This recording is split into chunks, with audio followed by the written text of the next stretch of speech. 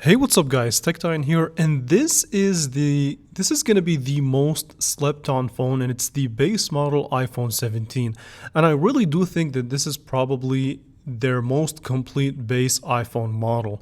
So basically, from a design perspective, it looks pretty much the same as the previous generation. Not much looks wise has changed. So the same power button on the right hand side, clicky, tactile, just what you would expect, and basically the same aluminum frame all the way around, and you still get this capture button that, to be honest with you, I don't know how many people use it. On my iPhone 16 personally, I haven't really used it that much, but it's there. So the back still has your dual camera setup, which we will definitely talk about later on, but I guess they did make the camera housing itself a little bit darker to kind of distinguish it. On the bottom, you still get USB-C with your bottom facing speaker. So from that regard, not much has changed. And also on the left hand side, just for the hell of it, you still get your action button, volume up and down. So yeah, design perspective, nothing really has changed, or nothing major has changed. Now let's go down to the actual stuff that makes this phone make sense. So you do get a larger footprint screen, so it's a 6.3-inch display, smaller bezels, so same footprint as the previous generation, just smaller overall bezels, and it is brighter, and it's a much improved display. It's what a lot of people have been looking for the base model iPhone. So what that means is that you do finally get a higher refresh rate, so up to 120 Hz, and it is adaptive, so it can go between 1 Hz all the way up to 120 Hz.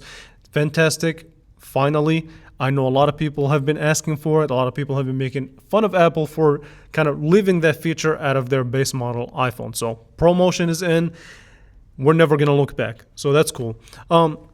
And overall, though, the display itself, as far as resolution, it is 2622 by 1206, so a kind of weird resolution, but it's slightly above 1080p, sharp, vivid, very bright, and overall a extremely solid display. It may not be as bright as the Pro Max version, but for whatever it's worth, it gets plenty bright. So 3000 nits of peak brightness, but the typical brightness is about 1000 nits, which is more than what people would expect.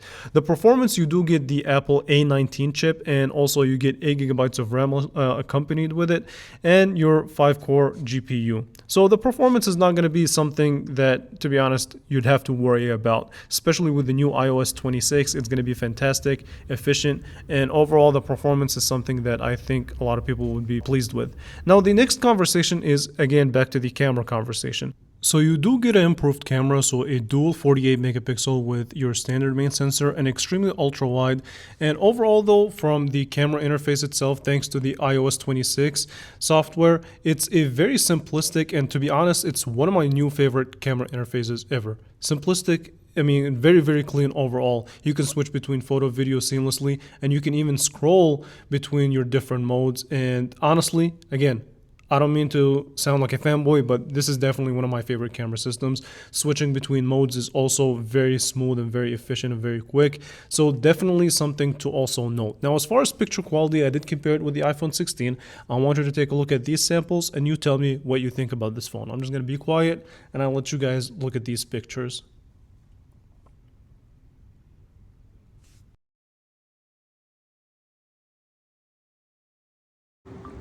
Hey, what's up guys, TechTitan here, and this is a quick video test comparison between the iPhone 17 and the iPhone 16. So basically, I want you guys to tell me if you can kind of spot the difference, but obviously they're both pretty good in their own respective way. It's kind of hard for me to tell the difference, to be honest with you though. So you tell me. So the camera definitely seems like an improvement over the previous generation, but it's not drastic in my opinion. Now overall though, from a conclusion perspective, this is definitely my first impression, so it's by no means a full dedicated review. But overall though, welcomed improvements, and believe it or not, the base model starts at 256 gigabyte of storage versus the 128 gig that the previous model gave us. So definitely makes this phone more than just a base iPhone 17. It's really, really good. And I understand that it might go underrated or overlooked because of the iPhone 17 Pro and the iPhone Air. I really do think that this might be the best base model iPhone that Apple has ever created. So with that being said, I want to hear your thoughts in the comments below. Thank you all so much for watching, and I will definitely catch you guys in the next one. Thank you for watching.